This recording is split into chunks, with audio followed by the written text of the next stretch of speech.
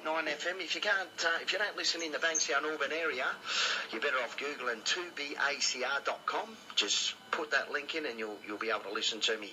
Brad Vocale, all the way from Brisbane. Good morning, mate. Paul, good morning. How are you? I'm good, thanks, Brad. What have you been up to? You're a busy man. You've done it all, mate. You've been the secretary of the AMBF. You've been the president. You've affiliated with the WBC. Yeah, absolutely. Yeah, for the past 15 years, mate. What haven't you done? What haven't you done, Brad? You've been a prize fighter. You've done it all, mate. Oh, well, look, I guess I grew up as a young kid in East Gippsland in Victoria, and, I was, fairly, my family, my brothers had boxed in that country town. I've got a very famous cousin in Lionel Rose, and also another cousin like Graham Porky Brook, who won the Commonwealth title. He lost it to Barry Michael, a good friend of ours, I've always been involved in a sport, so it was a natural progression to go on. I had my first amateur fight when I was 8. I actually fought my own cousin, Brian Hayes, is the brother of Harry Hayes. Really? Little country town and a little mechanics hall, it's the ideal way to start your career, Paul, and then I moved to Melbourne. Lionel moved to Melbourne in 1963. We moved in 1964. And we moved into the northern suburbs where it was a very rough, tough area. If you couldn't fight, you didn't survive, And back in those days, Paul, we were very discriminate. Everyone was discriminatory. They didn't hold back. And my father's Italian, my mum's Aboriginal, so I copped it, and my whole family copped it. So I had to learn to fight or run away and hide. So I learned to fight, and now the discrimination certainly stopped very quickly. And then I went on with my amateur career. I started on Golden Gloves and Channel 9. Most of my fights down there at Bendigo Street in Richmond, and a few like at Collingwood Town Hall and Boxhill Town Hall, Springvale Town Hall, and we did the state titles and stuff like that. So, that was my life right through till when I turned professional at 15 and a half. And, Let's go back to your amateur bouts, Brad. How many amateur bouts did you have, mate? 52. I had 52 amateur fights. Geez, Yeah, it was, there was a reasonable career at that time. It was a couple, of course, compared to, today, you look at Costa Zoo and, 296, I think it was, and, Triple G at 300 and something, minimum lessons, So, 52 amateur fights, which was a great, it was the perfect... fair apprenticeship. Platform. Yeah, absolutely. And I believe that you need to have an amateur career before you turn professional. It's always a really good help. There's so many things that fighters go through that I think that helps. Okay, and back to your professional. When did you turn professional? I turned professional late 69. I was 15 and a half years of age, and you can't do that today, of course. It's 18 now, but there was no commissions and stuff like that. There no state combat sports boards and stuff like that, and so I was I was pretty. That was my life, there was nothing else to do. At the time, as silly as it sounds, I never knew the government of the day. I never knew who won the grand final. I never knew who won the Melbourne Cup or anything like that. All my focus was I was going to be a world champion boxer, and that was it. So I worked very, very hard and I loved my sport, and I still love it, So even after I retired when I was just before 17 and a half years of age in November 72, and and then I had a bit of a break. I, had a family and got married, of course, and had a family and built a business. And I'm in the motor industry. I value motor vehicles, wholesale motor vehicles. Yeah, I've been doing that all my life. And so I did that. But then I got back into the sport in the 80s. I always went to the fights as a spectator and watched my own cousins fight and stuff like that. And it was always there. Of course, 1968 was a turning point in my career when Lionel Rose on February 27, 1968 went over to Japan and defeated the great Mike Harada to bring back the World Bantamweight Championship. And that gave our people a platform to work from, Paul. There was a lot of Aboriginal fighters that came as a result of that. He inspired so many people. And of course, we still get inspired today. We've all got inspired by the great Jeff Fenech, 3-time world champion. I got inspired by Barry Michael as he came along and came out of nowhere. And, out lasted so many of the good fighters. Then Lester Ellis came along, and I love that saying. Came out of nowhere. I absolutely love that saying. Yeah, well, Barry was there. He was always there, and he just stood the test of time. He's got a chin like granite, and he was a magnificent body puncher. He was a very underrated fighter, and for him to have captured the IBF world title was a milestone in his career, and it certainly set him on to bigger things. Then, of course, we go in waves, don't we? We had Jeff Fennick, and then Lester Ellis. Then, of course, we had Jeff Hardy. What a fabulous fighter Jeff Hardy was! How tough is he? So we went in waves, and then of course now we've got like Jeff Horn. We've had a few world champions over the journey, but I still reminisce about the old days. The old days I think were and no disrespect to the current fighters today, because they're a lot better equipped fighters today than what they were. With the equipment is better. We've got better diet. We've got better training facilities. We've all been educated too. We're having training camps and stuff like that really make it a lot different now. So and we've got better opportunities as fighters today as well. Now, who was your when you were a professional fighter? Who trained you, Brad? Who was your trainer? Yeah, as an amateur, I was trained by a chap by the name of Ray Hallwood, who was an amateur in Melbourne. He trained some good fighters like Long John McCubbin, who won the Australian title, light heavyweight title. And Hans Gent, Manny Benson, all of those local fighters down in Victoria. And we all did that. But when I turned professional with a guy by the name of Trevor Stretch Anderson. Trevor won the Australian light heavyweight title as a professional, and then suffered bad cuts over the eyes and things like that. So he retired. Then he decided that he was going to start training a couple of fighters, and I was the first fighter that he decided to take. So he approached me, and then I was injured from the previous fight in the Olympic trials. I did a shoulder, and I was out for a year. So I had a year off, and then worked on a lot of the skills. He brought some other skills out for me, defensive skills, and so I've done that before I turned professional. And it was a good career, and he was a good trainer, very very hard trainer, very hard taskmaster. I trained at Festival Hall with Ambrose Palmer, and we didn't have our own gym. We trained there. We went round to different gyms for sparring, of course. Yes.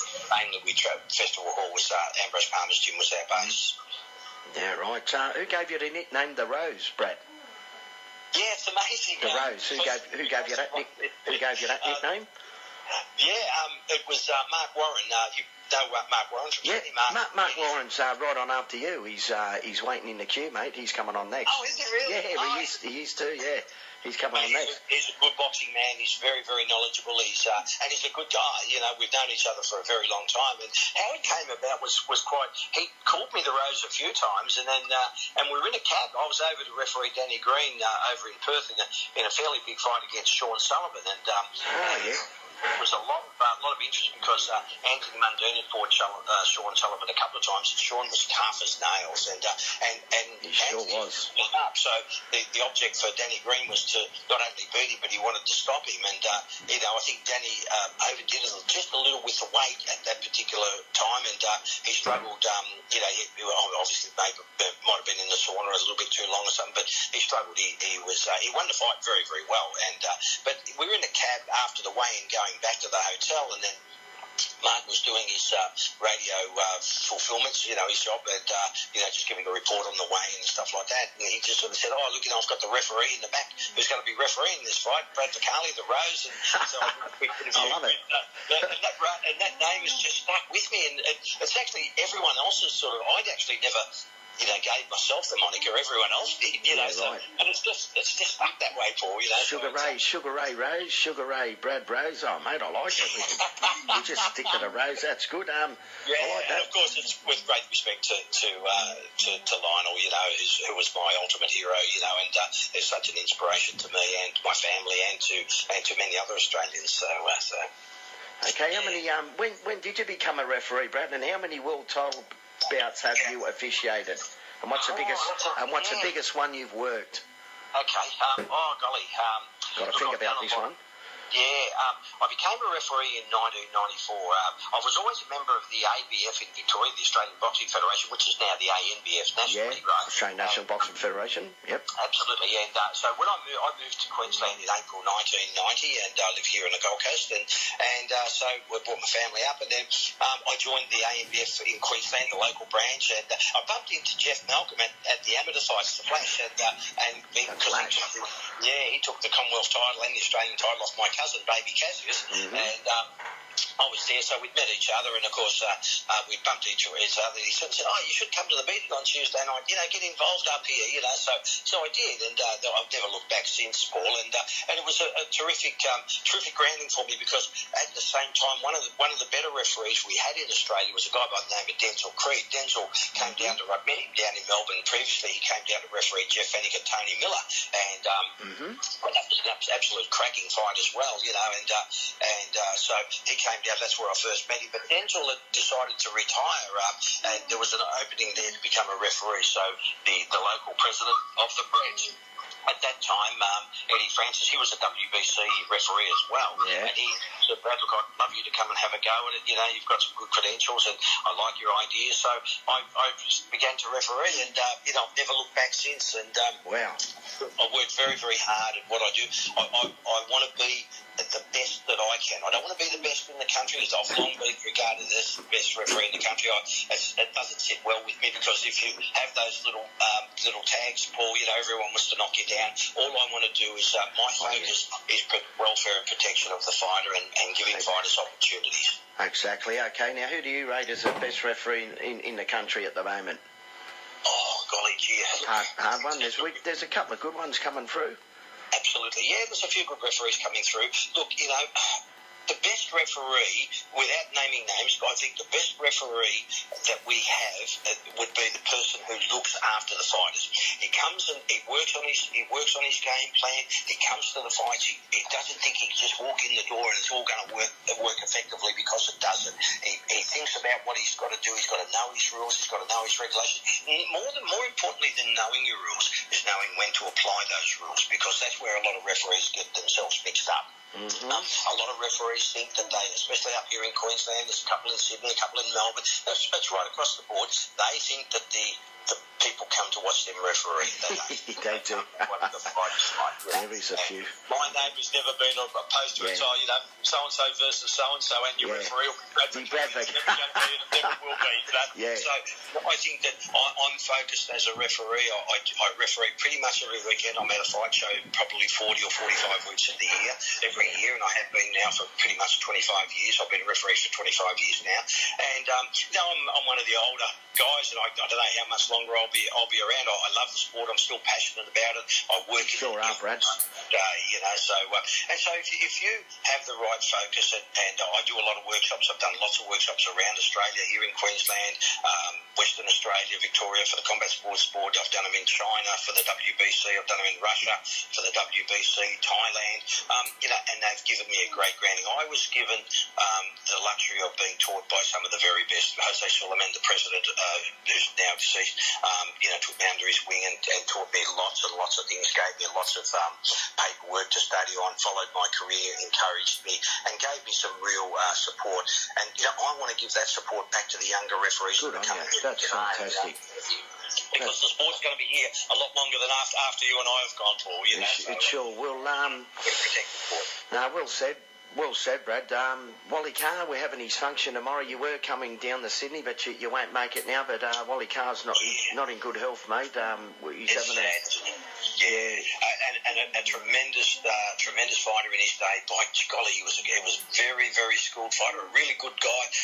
The last time I saw Wally was a few years ago with I went down and supervised Shannon Taylor and Anthony Mundine down in Wollongong, and then the day after I did an interview with Chock at the block, and Wally was there with us. We got a few photos taken, and I cherish those photos, Paul. I've got them in my library there, and to see some of the older fighters like that, I love reminiscing, going back to the older days with the older fighters. So I guess we all do, but to see Wally in not good health, and I'll pass my best on to his family and himself, and I know the ANBF Assistant Secretary in New South Wales, Charlie Lucas, is going. I know you're going, so we'll all want to. So I'd love to be there. I can't. Sadly, I've got a lot of work on for an event. I've got a WBC event up here next weekend. So obviously they've just got so much work on at the moment. And